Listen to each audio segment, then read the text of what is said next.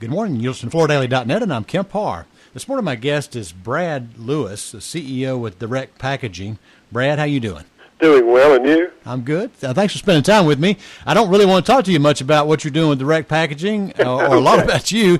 In researching Peter Spire's death, I ran across a book that I bought. It's out of print right now. The name of the book is I've Had a Millionaire's Fun, and it's about your grandfather who went by Mose. His name was Lou or LP Mose Painter, and it's a really rich book. It's only 120 pages, and I really enjoyed reading it, so I wanted to talk about your grandfather. Let me just fill in the backstory on this. Your grandfather was born in 1906 in West Virginia. His father was in the sawmill business, and so that was the business he got into as well.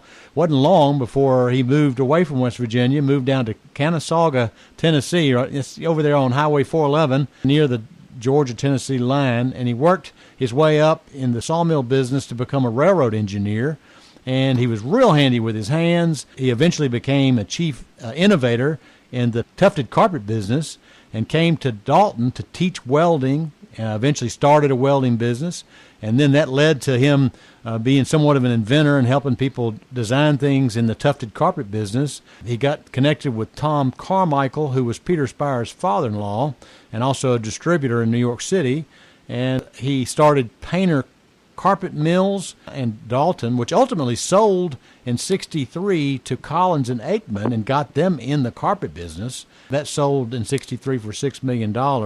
That's how C&A got in the carpet business.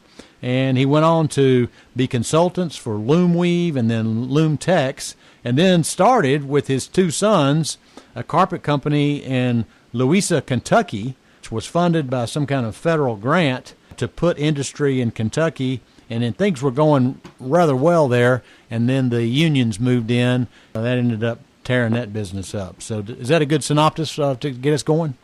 Yes, that is. So what I'd like for you to do is kind of fill in this book that came out. You can find it on Amazon. It was written in 1982.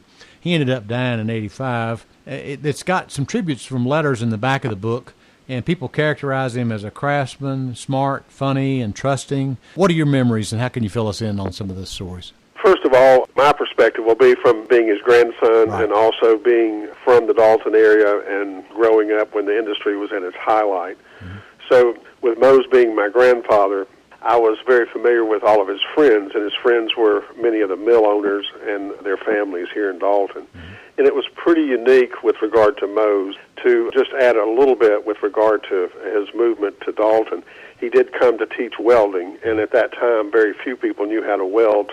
But at that time, which was, I think, '39, the war came, and he was teaching welding, and there was many things that you were unable to get back then because of the war efforts. So he was able to fix a lot of things, mm-hmm, and he always had a knack for inventing or creating things that needed to happen with respect to making things either more efficient or easier or things of that nature. Just as a point of reference, I was speaking with his surviving brother that's 98 years old a couple of weeks ago, and he was telling me when he was working for Mose with his business in Dalton in '46, Mose got tired of going to the post office to put the mail in, and he had some of his employees to pick up the mailbox and bring it to his location.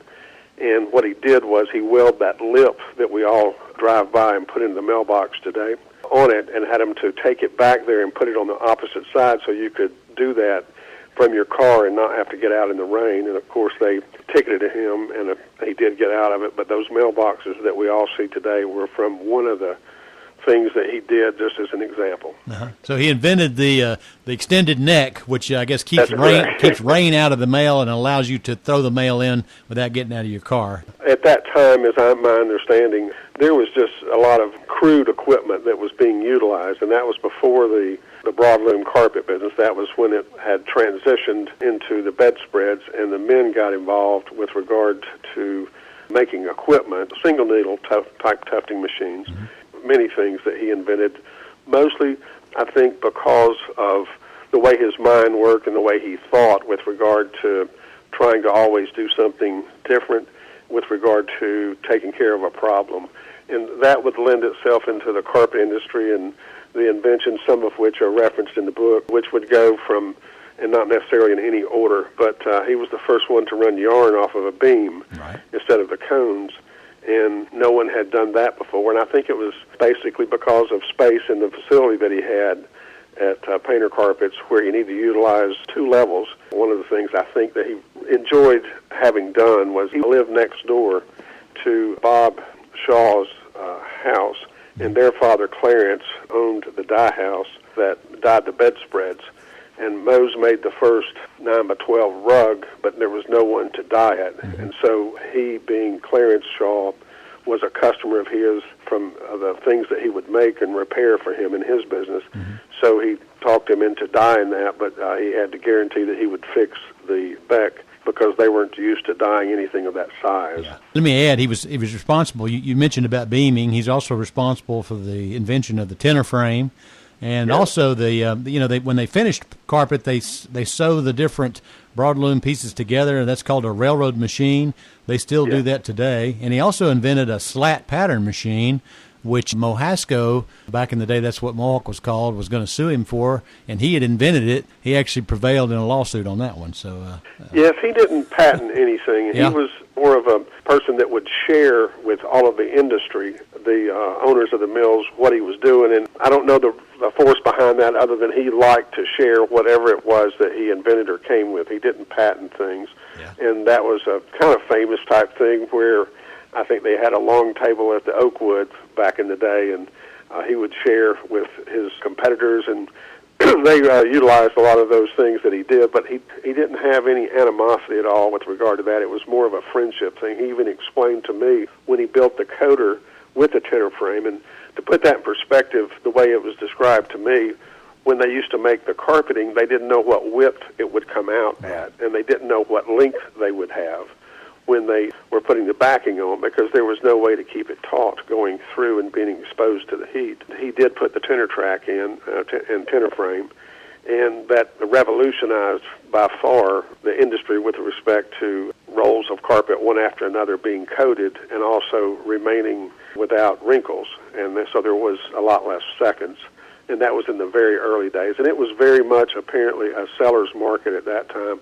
One of the examples that was pretty funny that I heard was Peter Spire, who passed away recently, was Moses' salesman in New York. Apparently this was in the golden era where it was a seller's market.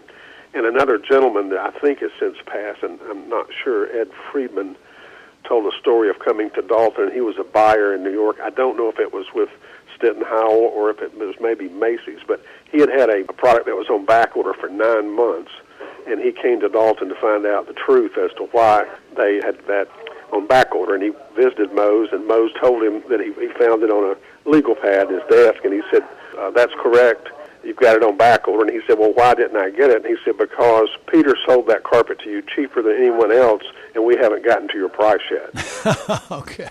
He was quite a legend in the industry and in Dalton, and I just wanted to do this interview and make sure people could hear a little bit more about who Mose is, and also recommend this book if somebody wants a little light overnight reading. It's a good book. So, Brad, I appreciate you so much spending time with us. Again, been talking to Brad Lewis, Mose Painter's grandson and the CEO of Direct Packaging in Dalton, and you've been listening to Kemp Harr and FloorDaily.net.